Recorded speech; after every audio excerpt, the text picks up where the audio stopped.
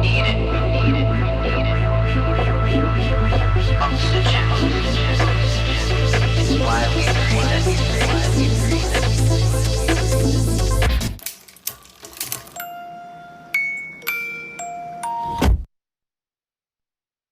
host, Loralyn Mears, everywhere on social media. And how about throwing 4 or 5 stars our way if you're listening to Apple or Spotify? Subscribe to our show. Hey, everyone. Welcome back to the Grit Daily podcast, The Grit Files. I'm your host, Loralyn Mears. And in the house today, we've got another Jersey person. So he's not a Jersey girl, but he's a Jersey boy. And well, that's okay. We like everybody on this show. Justin Huddy has founded Radius Care. And if you're thinking, maybe that sounds familiar, well, perhaps you've got somebody in your family that you're doing elder care for, and you're responsible for helping make their medical decisions. Wouldn't it be nice if you had a free solution that guided you through all of those really heavy and complex medical questions and processes? Well, that's what Radius Care does. And I may have not gotten that exactly right. So let's have Justin tell us in his own words. Hey, Justin. Hi, how are you? I am good, aside from tripping up on your name there. Let's go. So Right.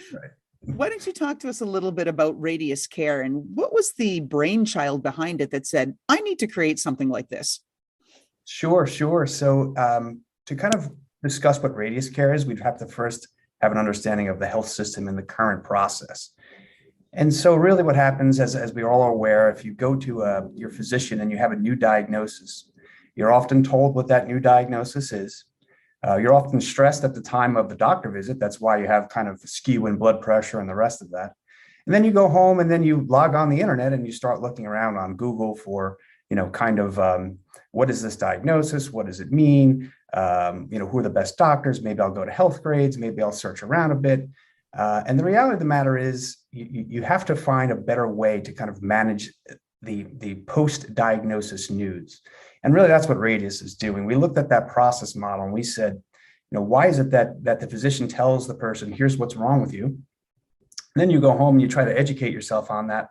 And then the physician enters billing codes with a diagnosis that they just explained to the insurance company or to the payer. And so we thought, wouldn't it be great to be able to monitor that information? And then when we see change occur, notify the individual and give them the short list of the best pathway back to care, back to health. And so that's what Radius is doing now. We kind of consider ourselves like a credit monitoring, if you will, where once you connect to your account, it's always running in the background. Something changes in your care file, we alert you, you log in, and we explain that diagnosis to you and also the short path to how to resolve it. Fantastic. I love everything at that intersection of humanity and technology, and Radius Care is definitely playing there. So talk to us about what's been hard in this process. This whole thing is called the Grit Files. So we assume the founders have, had an experience or two that's been a little on the grittier side. Why don't you talk to us about that? Well, there's been a lot of those in the past, quite honestly. I think, those kind of hard points, those difficulties are something that will always come, right? We've gone through them in the past. We're going to continue to go through them in the future. And so we have to be aware of that. But as far as the historical, it's a matter of, at first, for example, having a conversation with potential investors and describing the model of Radius Care and seeing some pushback there in terms of data sharing. And the reality is, I tried to explain to them that, there was a time where people wouldn't enter their credit card information online for fear that someone was going to take it. Now we have Cyber Monday, right? Where it's the biggest kind of shopping of the year.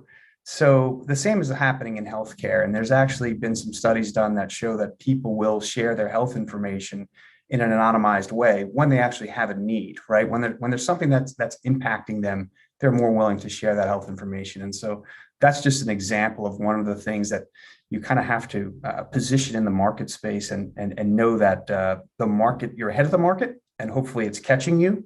And we've kind of seen that now. Is it too far of a stretch to say that Radius Care is really like that watchdog looking for Medicare fraud and looking out for your best interest as the patient, or is that overstepping? Not yet on the Medicare fraud side of the equation. We do have some things in the pipeline related to that, but more or less the decision making that individual is kind of engaging with. So really, again, to go back to the beginning, when someone gets that new diagnosis, it's often a state of panic, right? It's like, what do we do next? And if you put family members in the room with you, kind of pre-COVID, because now, of course, family members couldn't be in the room with you. But if we had family members in the room with you, they might all hear a different story or hear a different thing that the physician said. So it becomes very confusing. It's funny, you've heard that expression that good decisions are never fast and fast decisions are never good, right? And that's usually because you don't have enough time to process all of the things that pertain to that next decision. That's what Radius is trying to solve. We're trying to say something's changed. Let's understand what's changed. Let's figure out what those best resources are around you and kind of direct you there. Patient advocacy. Amen to that. As a person who's experienced that firsthand, where I was given a diagnosis of cancer, I'm a PhD scientist, good background in genetics and all of that stuff. And I just remember the radiologist telling me, and it sounded like that, show on Peanuts, right? Where you listen to the teacher, wah, wah, wah, Yes. wah. And I walked out of there going, wait, what? Yeah. And I'm educated within this Yes. space. So I can imagine people who may not have English as their first language, that the information is being presented. It's obviously very scary. It can be traumatic in many cases. And so it's really great to hear that Radius Care has got the back of the patient and saying, look, we got this. We're watching what's changing, and we're going to give you the information you need in a simple, accessible way. And to your point, and kind of what coincides with your background, I'm sure you're aware that sometimes your brain will just shut down negative news. You'll kind of assemble a block around it. That often happens with soldiers who go to war, who come back, and that part is erased, right? And so the same thing can happen here in terms of healthcare. You're given some news, and that might not be a catastrophic event in your life in terms of the news. Maybe it's just general, a new diagnosis that needs to be monitored. But what happens is that people can gloss over that. They can think that the appointment went fine. I mean, I had this experience myself where my father went to a physician, and it was during the COVID time. My mother couldn't go in with him to the appointment. And the physician had mentioned that, he had a new diagnosis, but to my father, he just saw it as a social engagement, so everything was great. We talked about sports and we talked about this and that. And when he left, then I saw the alert come through to me that said that your father has a new diagnosis. And it was, of course, carotid arteries. So things were not fine. It's great to hear all of that. People need that. They need the support because, like you said, in either case, you can blank out, for good or for bad. You can just miss it because you don't want to hear it, right? None of us really like change, and we're certainly not comfortable with change that can affect us negatively. So talking about change, nice segue there. See how I slid that in? Perfect. How have you changed on this journey of entrepreneurship? I think that the journey has hardened me a bit. Because you think that things will happen faster than they actually do. So there's a lot of times you think that this is it. This is going to start to accelerate, and then you're paused, and you have to kind of process that pause and maintain the resilience to keep going and do it again and do it again. And so I think that what's changed in me is just that I've become kind of more patient in the process. I think that's the best way to describe it. Now, what if I gave you an undo button and said, Justin, you get one whack at this. You can change one thing in your life, personal or professionally. What would you do? Ooh.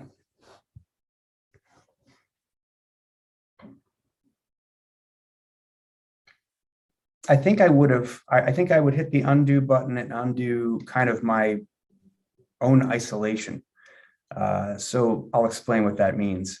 In the building of Radius, it was something where I was convinced this was the right thing to do, and I would have done this by myself, no income, whatever it would take to get it done. And so kind of, I don't want to say nesting up, but kind of positioning yourself in an office and just grinding away at that and thinking that that was the right thing to do. As I look back on that, I realized that, you need the collaboration, you need the support of others in that process. And so this isn't kind of something you can just do on your own. So if I had that undo button, I would definitely kind of undo the isolation aspect of this and say, let's get collaborative. Let's get some people with other ways to kind of help guide. it's not necessarily that you're captaining some ship across the ocean by yourself. That would never work, right? And so you need these other people to support you and to help provide guidance along the way.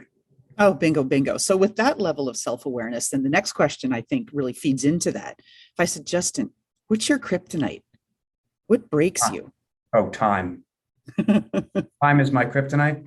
It's probably all of our kryptonites, right?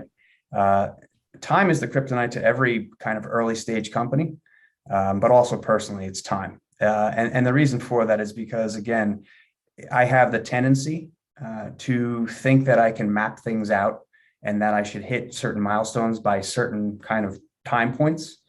And there's often variables that will come up and impact that. And then I'll hold myself accountable for that. So I think that it's important to recognize that you have to be conscious of the time on the clock, and you have to, play speed chess, if you will. You don't have all day to make those decisions. You got to make that move and hit the button. Ooh, I like that, speed chess. That's a term I haven't heard before. And as someone who lays there awake at night when I want to stop thinking about all of the other things that are on fire with my startup, I start thinking about how can I bend time, or how can I clone myself, right? So I'm going to start playing speed chess. Thanks for the tip. When we go through these journeys as founders, all kinds of things will get in our way and sort of change our minds and change our direction. What have you come across that really threw you for a loop and you went, whoa, okay, plan B?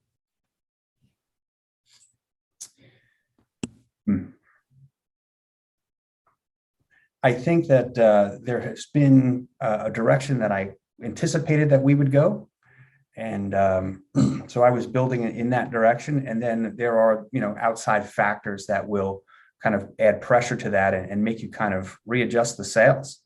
And so an example of that is that, when Radius first started, it started as a company that connected people based on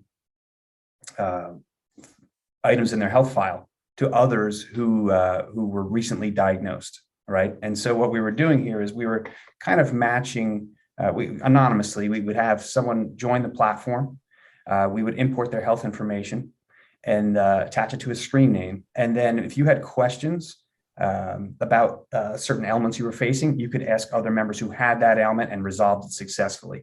And that was kind of this first version of what we thought we were going to do, because in the instance of someone who has a new diagnosis, they don't necessarily know where to turn. And if you look on the internet now and you see chat boards, there's no kind of way to verify that that person has had that ailment or come through it successfully. And so that was kind of version one. And then we had conversations with some private equity folks who said, no one wants to think you have Facebook of healthcare. It's impossible to scale that. And so while we were kind of well-intended with what we were doing at first, we realized it had to be transactional in its model. And so we had to pivot based on the insights and the feedback given. But we thought we were correct in the beginning. We thought like, this is the move. This will help people. And it would help people. Unfortunately, though, the business didn't support kind of the direction of social, right, in that regard at the time. Got it. That's such a clear thing. And so now, because you've talked a little bit about where Radius Care started and sort of where it is, just to make it crystal clear for our audience, I want to pretend that I'm an alien and I've just landed on planet Earth. And you're going to tell me in, 5 to 10 words, Radius Care is or does what? Blank.